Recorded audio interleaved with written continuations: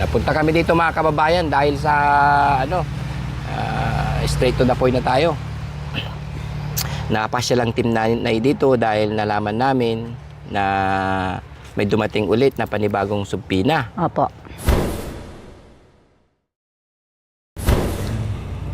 Mayroon tayo ngayong lakad ang Team Daddy Frankie para sa ating isang beneficiary ni Daddy Frankie na si Rona.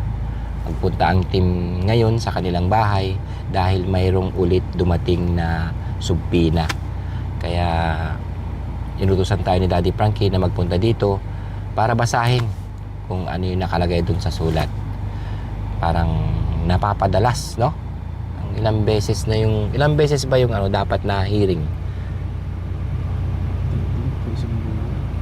Parang 4 sa isang buwan. Tara, basahin natin para matapos na tong hearing ni Rona. Check natin kung gaano ba karami yung hearing na yan. Dahan-dahan lang sa pag-drive. Diyan kaya sila. Sana maging okay na ang lahat at magkaroon ng liwanag ang pinaglalaban ni Rona at ang kanyang ina na makamtan ng kanilang hinahangad na hustisya laban sa kanilang ama. Tara, Kwa GC. Usapin natin si Nanay Rona dahil sa dumating na subpina sa kanilang bahay. Ayos Oh, Kwa GC. Good morning! Good morning, te! Ayos lalaking lalaki si Nanay. Marunong pala gumawa ng bakod. Anong ginagawa mo, Nay? Saan ba si Tatay? Nagtrabaho po. Nagtrabaho, te. Ikaw na lang gumagawa. Kaya mo na. Kaya? Binibigyan niya ng grills mga kababayan para pagpasok sa kanilang bahay. Kasi may kaming kambing ngayon. May hawakan. Galing, no? Para pag umulan, di kayo bubulagta. Oh, para pag umulan, kasi pag madulas dyan, kailangan ng hawakan. Kaya gumagawa ng paraan si Nanay. Ang galing. Good morning, Nay. Kumusta yung Kumusta yung buhay-buhay? Ito naman, sir. Okay lang naman. May dumating kahapon yung sulat na naman. Nay, ikabit ko nga ito, Nay. Pakabit, Nay. Ikaw na lang magkabit. Oh, mga kawi-kawi na yan. Yan po, namutol ako dyan. Ikaw na... Upuan! Kayo lang siguro. Opo. Ikaw na mutol? Hindi, bigyan mo. Opo, napako nga yung kamay. Ikaw na mutol? Opo. Kaya? Kaya, sir. Sanay na ako dyan, sir, sa mga parang lalaki. Sige. Yan. Rona, upo ka na rin, Rona. Kayo na lang, pagod na kasi kami, napagod na kasi kami nakaupo. Opo. Kaya, ba? Tinanggal ko yung ko, bra. Okay naman dito. Okay Kumusta naman. Sa awa ng Diyos naman po, okay naman po, sir. Kaya naglilibang-libang na lang. Magtanim ng mga gulay. Oo, maganda yan. Gawa tayo ng bagay-bagay na makakatulong sa ating pamumuhay. Gaya ng pagtanim ng mga sitaw, talong, etc. Para hindi na tayo bibili. Opo, sir. Laking tulong yan. Kasi siyempre, malawak naman yung bahay ninyo. Pwede ka magtanim dito ng kamatis, talong, palaya.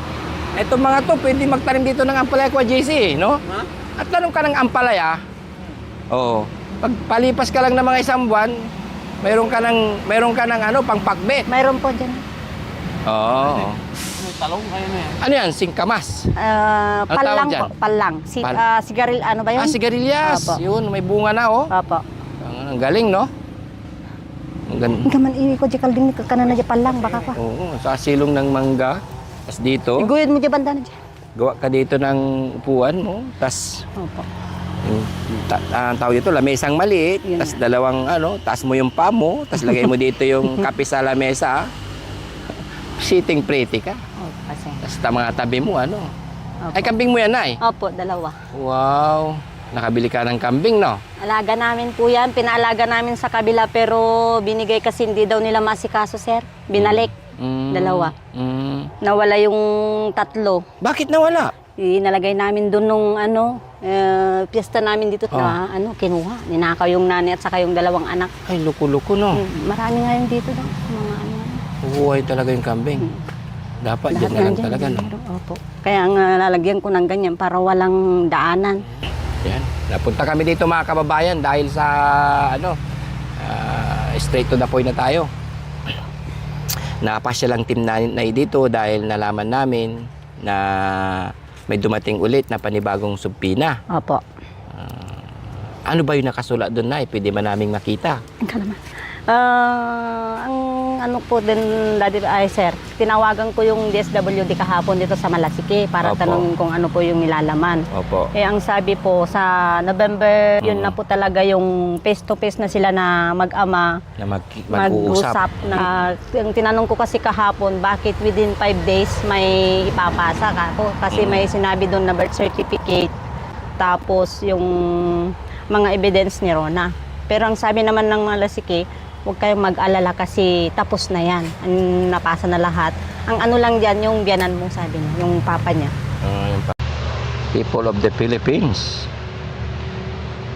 Case number 2020-2025P. Acts of last... Pwede basahin na to. Pwede basahin to. Pwede. Wag.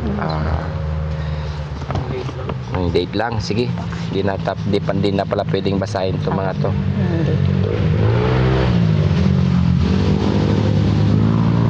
Raymark Limit Abukay. Yung tatay niya. Tatay.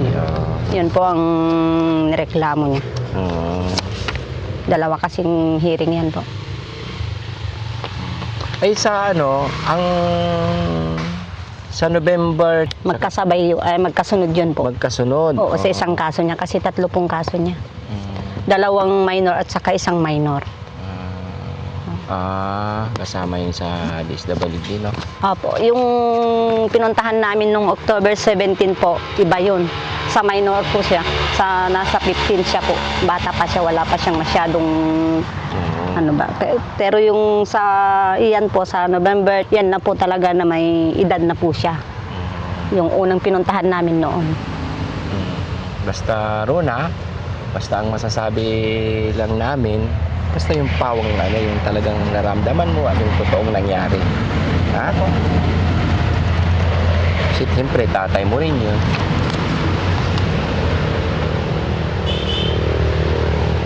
Witness for the first prosecution. Bakit sino yun? Ang daming naka-standby dito lagi ang mga ganyan. Kaya nang sabi ng DSWD, kailangan ma-picture ang mga yan standby kasi ang daming hinuhuli dito. Mga ano lang yan, mga ano lang yan. Tinitingnan lang si Daddy Frank. Mga followers yan ng Daddy Frankie. Pag nakikita tayo dito. minsan- KGC, basahin mo rin to. Halika. Para, hindi, siyempre gusto na ang Team Daddy Frankie. Yun ang, basahin lang natin sa isip natin para yan ang ipaparating natin kay Daddy Frankie. Dahil wala kasi si Daddy Frankie ngayon dahil may mahalaga siyang bagay na ginagawa sa Makati. Apo, sir. Pero parating na rin siya. Ito na yan. Ano nga, nandyan na lahat po kasi una nilang mag-ano po yan, magbigay ng talagang salaysay nila. Na talagang yan pong nireklamo ni Rona ay talagang katotohanan po. Kaya nandyan na po lahat. Yung katotohanan talaga, Rona. Huwag kang matakot, basta nandyan yung katotohanan. Yun ang dapat mong ipaglaban, yung katotohanan lang. Apo. May December pa yun, sir, pero iba yun. Yung pinuntahan natin nung October 17. Yung ito. Yung sa una, nung October 6. Ito lang, itong mga petsa ito. Magkakasama po yung mga petsa na yan. Pero yung sa December, February, binigay ko kay yung mga date po. Sa isang kaso naman po yun. Hanggang September, sunod-sunod po yun. Ito naman, sunod-sunod tong isa. October 17. Basta na kapag may dumating na mga ganitong sitwasyon, ipaalam nyo na agad kay sa Opo, kaya nga mini-message ko po lagi. para makapag rin kami ng schedule namin. Opo. Kasi hindi pwedeng biglaan na kapag may dumating sa inyo, matagal na palang dumating, tas hindi pa namin alam, mga ibang schedule din ni Daddy Frankie, hindi niya mapagsunod-sunod. Sir, may tanong ako. Ano Kasi yun? ang desisyon ko po, kasi sunod-sunod na. Mhm. Itong November, kung sakaling may hatid kami ni Daddy Frankie, kasi sa November, mayroon na naman. Opo. Ang desisyon ko po, kung pwede, kaming dalawa na lang po maglakad. biyahe kami dito. Pagdating namin ng umaga doon, pagkatapos ng hearing, uwi na naman kami dito ng gabi. Pero kami na lang po. Ang hinihiling ko po yung kailangan po namin ng kunting pamasahe. Ganun. Ay, ang Para gusto mo sa amin. mangyari... Para hindi na po mahirapan sila Daddy Frankie kasi nararamdaman namin, nahihiya na rin kami. Ang daming gastos ni Daddy Frankie. Pagkain namin, hotel. Kaya kung pwede, kami na lang pong dalawa, sir. Kung pwede po. Na kayo na lang. Opo, para hindi na maabala si Daddy Frankie. Kasi November, biyahe na naman kami na para kami na lang naman ulit. Kung maaari. Kung doon muna kayo doon sa tatay mo, ay sa Kapatid ko, sir, kapatid, parang malapit. magulo naman. Parehas din, sir. 4 hours din yun. Eh, Ay, dito. teka din. Dito. Tanong man. Oras. Ha? Well, Opo. mas malapit doon. Oo nga, pero ano, sir, parehas din naman ang pamasahe doon. Kung 4 ganun. hours at saka 12 4 hours. hours. Tapos, balik kami din ng ano doon. Antay mo na isang buwan eh. Sacrifice mo muna. Kung mag-stay ka doon sa kapatid mo, Kapatid ko. okay lang. Okay Hindi lang pwede. naman po, sir. Pero ang iniisip ko kasi, itong kinakasama ko din. Minsan lasing, nung dumating kami baka... Pag-iusapan natin, kasi sacrifice ano lang, mo na yan. sacrifice ng konti.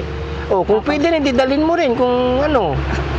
Ayun. Ay, yung paano yung mga Oo, yung mga bagay-bagay, no? alaga namin, sir. Kaya-kaya ni tatay. Oo. Pero kung ano, sir, may hatid kaya kami ni Daddy Frankie doon. Para kung sakali man, hantayin na namin ng doon. Tapos, uwi kami ng gabi ng December, mayroon na naman yon.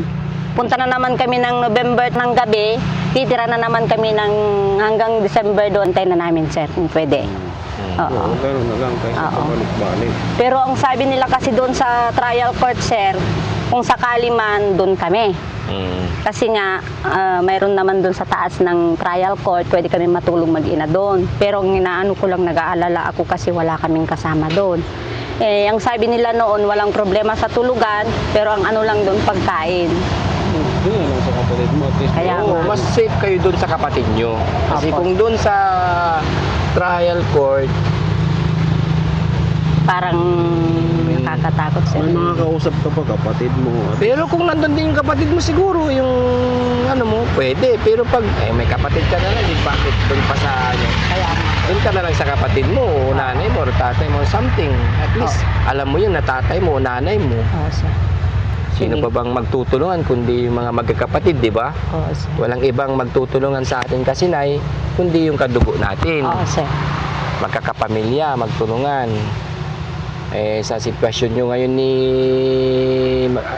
dati nyong asawa, mayroon kayong about dyan sa Kaya nga, pinaglalaban, di ba?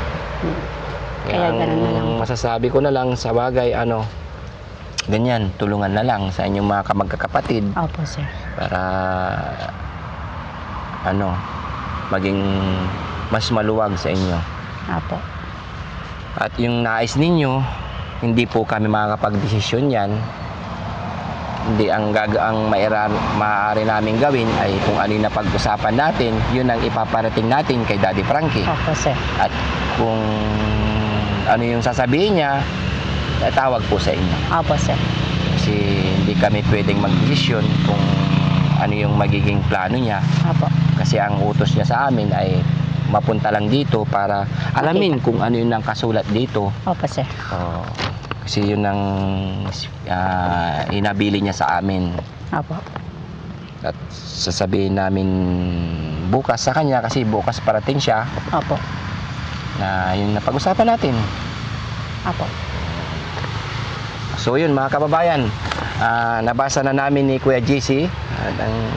Sam, basahin mo rin para mayroon tayo pare-parehas na paliwanag kay Daddy Frankie. Not guilty. Lang naman to. Basta Rona, ang masasabi ko lang Rona, kayang-kaya mo ba? Opo. Basta wag kang matakot sabihin mo yung totoong nararamdaman mo at kung ano yung totoong nangyari, yun lang ang nararapat dyan. Paulit-ulit kang tatanungin yan. Kaya nga. Basta kung ano yung nandyan sa puso mo, yun lang ang sabihin mo. Kung ano yung nangyari, yun lang. Opo. Et cetera, et cetera. huwag kang mag-aalinlangang sabihin, basta totoo. Huwag yung kasinungalingan. Kasi hindi rin maganda Opo. na gagawa tayo ng kwento na ganito, ganyan, ganito, ganon. Hindi rin maganda yon. Basta kung ano yung totoong nangyari, yun lang. At least nabasa na namin, o kaya ay ipabasa natin to kay Kuya. Picturean na lang po na. Picturean na lang natin, Opo, tas sige. pabasa natin. Tas Opo. paliwanag na rin natin. Opo, sir. Para at yung kahilingan ninyo at ipaparating namin kay Daddy Frankie. Okay, salamat. At Rona, okay ka lang dito? Anong ulam mo kanina? Wala. It's daming talbos-talbos. Mabitamina yan, kain kang mabuti. Yung mga sigarilyas niyan, ilaga mo, sausaw mo sa bagoong, masarap yan. Ayan. Ha? Yung kambing. Ay! Mahirap magluto. Babae yan, paano yan? No. Yun, magandang umaga sa lahat, ating mga kababayan. Ang Team Daddy Frankie ay napasyal kila Ate Rona at kay Nanay. And yun, magandang umaga sa lahat. Maraming salamat sa inyong walang sawang suporta sa Team Daddy Frankie. Kung dahil po sa inyong suporta ay patuloy na pagtulong sa mga kababayan natin katulad nila ni Rona at si Nanay at sa iba pang mga tinutulungan nitong Team Daddy Frankie. Thank you so much. Paalala ulit mga kababayan sa mga fake account, ingat po kayong lagi at sa mga pinapalabas nilang walang katotohanan, ingat. Manood po kayo lagi sa Premiere 7:08 ng gabi. Thank you so much. Yan, nandun po yung mga totoong videos na fresh na videos ng Daddy Frankie Official. Yan. God bless and bye-bye.